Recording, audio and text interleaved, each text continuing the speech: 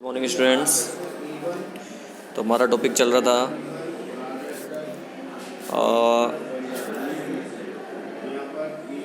मृदु और कठोर जल। तो आज अपन डिस्कस करेंगे मृदु और कठोर जल के बारे में, ठीक है कि नहीं। तो सबसे पहले देखिए, वह जल जो साबुन के साथ आसानी से झाग देता है उसे मृदु जल कहते हैं, ठीक है कि नहीं। जो साबुन के साथ इजीली झाग दे देता है उसे मृदु जल कहते हैं, और जो साबुन के साथ आसानी से झाग नहीं देता उसे कठोर जल कहते हैं। जल की कठोरता जो है कैल्शियम और मैग्नीशियम के बाइकार्बोनेट्स, क्लोराइड्स, सल्फेट, नाइट्रेट आदि लवणों के घुले होने के कारण होती है। तो अब ये जो लवण है कौन कौन से मैंने बोले हैं वो मैं आपको बता रहा हूँ। देखिए यहाँ पे सबसे पहले जो है अपन ने कैल्शियम बाइकार्बोनेट और मैग्नीशियम बाइकार्बोनेट लिखा है। तो कैल्शियम बाइकार्बोनेट का फॉर्मूला हो गया CaHCO3 और मैग्नीशियम बाइकार्बोनेट हो गया MgHCO3, ठीक है कि नहीं। तो इनके कारण से एक तो जल कठोर होता है, और दूसरा जो कारण है वो ये है, दूसरा कारण आपका है जैसे क्लोराइड हुआ, calcium chloride CaCl2, magnesium chloride MgCl2, ठीक है कि नहीं। इसी तरीके से सल्फेट भी है, कैल्शियम सल्फेट हो गया CaSO4, मैग्नीशियम सल्फेट हो गया MgSO4, ठीक है कि नहीं। इसके अलावा नाइट्रेट हो गया, कैल्शियम नाइट्रेट का मतलब है NO3(2) और मैग्नीशियम नाइट्रेट हो गया MgNO3(2). तो इनके कारण से जल जो है कठोर होता है, इनके कारण जल जो है कठोर होता है। अब इसमें अगर बात करें अपन, साधारण साबुन का फॉर्मूला ये होता है, साधारण साबुन सोडियम स्टीरेट है, ये C17H35COONA, ठीक है। अब कठोर जल जो है साबुन के साथ झाग बनाने के स्थान पर क्या बना लेता है, एविलेस्टेरेट बना लेता है कुछ इस प्रकार से। देखिए यहाँ पे ये साबुन है, कैल्शियम क्लोराइड अगर जल में उपस्थित है तो कठोर है वो। तो ये बन गया NaCl और ये अवक्षेप आ गया, कैल्शियम स्टीरेट बन गया, ठीक है ना। तो ये अविलेय है, ये जल के अंदर घुलता नहीं है, ठीक है कि नहीं, ये जल में नहीं घुलता। ये कंपाउंड जो है ये यौगिक जल में घुलता नहीं है, जिसके कारण से साबुन अच्छे से झाग नहीं दे पाता है कठोर जल के साथ। अब कठोरता दो प्रकार की होती है, अस्थायी कठोरता और स्थायी कठोरता, ठीक है कि नहीं। तो स्थायी और अस्थायी कब होती है, देखो जब कैल्शियम और मैग्नीशियम के बाइकार्बोनेट अगर घुले हुए हैं, कैल्शियम और मैग्नीशियम के बाइकार्बोनेट अगर घुले हुए हैं जल के अंदर, तो वो कठोरता क्या होगी, अस्थायी कठोरता होगी। देखो जो कि सामान्यतः उबालने से दूर हो जाती है, पानी को अगर उबालेंगे तो वो क्या हो जाएगी, दूर हो जाएगी, ठीक है कि नहीं।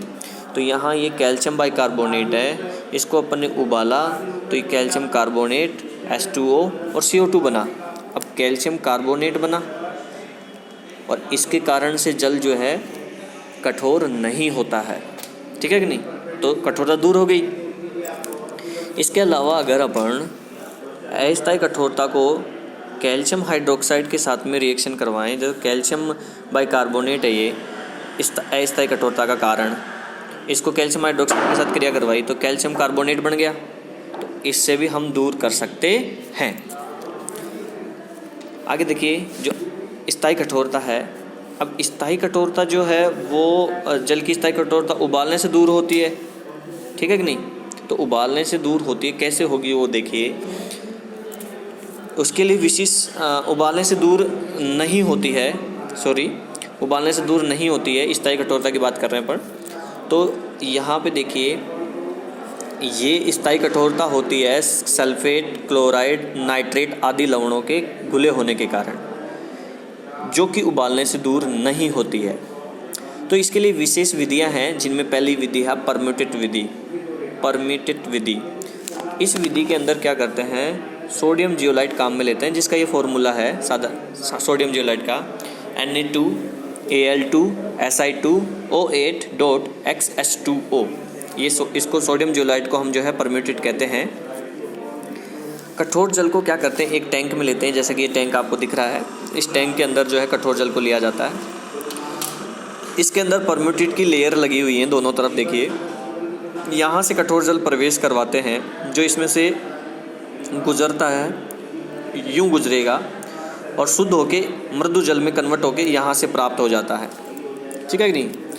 तो इसमें देखो अभिक्रिया क्या होती है जब वो इस टैंक में से गुजरता है। पहली अभिक्रिया देखिए यहाँ पे, ये सोडियम जियोलाइट है, ये परतें लगी हुई हैं जो सोडियम जियोलाइट है ये वाला, ठीक है कि नहीं। तो सोडियम जियोलाइट जब कठोर जल गुजरता है तो कठोर जल में जो भी लवण है उनसे क्रिया करेगा। तो उदाहरण के तौर पे अपन ने लवण ले लिया कैल्शियम सल्फेट। इस कैल्शियम सल्फेट के साथ क्रिया की तो कैल्शियम जियोलाइट और सोडियम सल्फेट बना, और इसके कारण कठोर जल होता नहीं है। ये सोडियम जियोलाइट है, यहाँ पे मैग्नीशियम सल्फेट का उदाहरण ले लिया तो यहाँ पे बना, यहाँ पे क्या बना, यहाँ पे बना आपका मैग्नीशियम जियोलाइट और सोडियम सल्फेट। तो इनके कारण भी जो है कठोर नहीं होता जल। इसके अलावा अपन ने फिर ले लिया यहाँ पे सोडियम जियोलाइट कैल्शियम क्लोराइड, तो इसके NaCl और कैल्शियम जियोलाइट बन गया, तो इसके कारण भी कठोर जल नहीं होता है। सोडियम जियोलाइट ये कैल्शियम नाइट्रेट है, इसके कारण से भी कठोर जल नहीं होता है, ठीक है। तो मृदु जल जो है अपन को फिर फाइनली यहाँ पे प्राप्त हो जाता है, यहाँ पे प्राप्त हो जाएगा, इस तरफ से बाहर निकाल लेंगे इसको। सेकंड जो विधि है अपनी वो है आयन विनिमय विधि। अब आयन विनिमय विधि के अंदर देखो क्या होता है। आयन विनिमय विधि के अंदर दो प्रकार के विनिमय रेजिन लेते हैं, एक धनायन और एक ऋणायन, ठीक है। दोनों को अलग अलग टैंक के अंदर भर लिया जाता है। जैसे कि ये डायग्राम में आपको दिख ही रहे हैं, यहाँ पे धनायन विनिमय रेजिन ले लिया, यहाँ पे ऋणायन विनिमय रेजिन ले लिया। इस तरफ से कठोर जल प्रवेश करवाया तो इस तरफ से मृदु जल अपन को शुद्ध अवस्था में प्राप्त हो जाएगा। अब ये काम कैसे करता है इसकी बात करेंगे अपन। तो देखिए अपना ये इस चैप्टर का लास्ट टॉपिक है, तो इसमें देखिए क्या होता है। ये धनायन विनिमय रेजिन है RSO3H जो कि अम्लीय होता है, इसमें से गुजारा जाता है कठोर जल को यहाँ पे। अब H+ आयन के कारण जल अम्लीय हो जाता है, इसमें कैल्शियम और मैग्नीशियम आयन H+ का स्थान ले लेते हैं। मैं आपको बताता हूँ कैसे। जैसे ये है RSO3H, ये धनायन विनिमय रेजिन है। अब अपन ने उदाहरण के तौर पे ये ले लिया सोल्ट CaCl2, ठीक है। तो ये कैल्शियम इस हाइड्रोजन की जगह चला जाएगा और हाइड्रोजन जो है यहाँ पे आ जाएगा पानी में। तो अब जो है कैल्शियम हाइड्रोजन की जगह चला गया तो क्या बचा देखो आप, तब हमारा बचा ये बन गया उत्पाद RSO3Ca, कैल्शियम आयन आ गया यहाँ पे। अब पानी के अंदर चला गया H+ और Cl- रह गया, ठीक है कि नहीं। पानी क्या हो गया इसके कारण से अम्लीय है। अब ये अम्लीय पानी आगे प्रवेश करेगा दूसरे टैंक में यहाँ पे, और यहाँ पे क्या है ऋणायन विनिमय रेजिन, यानी ये Cl को हटाएगा। अब ऋणायन विनिमय रेजिन देखो क्या है, RNH3OH है, ठीक है कि नहीं। अपन ने पानी में क्या रह गया था, Cl- रह गया था, तो ये इसकी जगह आ जाएगा। जब ये इसकी जगह आ जाएगा तो क्या हो जाएगा RNH3Cl, ठीक है कि नहीं। और पानी के अंदर ये OH आ गया। अब पानी के अंदर पहले तो क्या था, एक H+ आया था पहले टैंक में, दूसरे टैंक में OH- आ गया। दोनों जब मिल जाएंगे तो क्या हो जाएगा H2O का निर्माण, यानी कि जल क्या हो गया, मृदु हो गया। मृदु जल यहाँ से प्राप्त कर लिया जाएगा। तो इस प्रकार से कठोर जल को अलग किया जा सकता है। स्टूडेंट्स ये इस चैप्टर का लास्ट टॉपिक इसलिए था क्योंकि इसके आगे के जो टॉपिक हैं वो आपके 40% कोर्स के अंदर हटा दिए गए हैं, ठीक है। तो आपको यहीं तक लर्न करना है।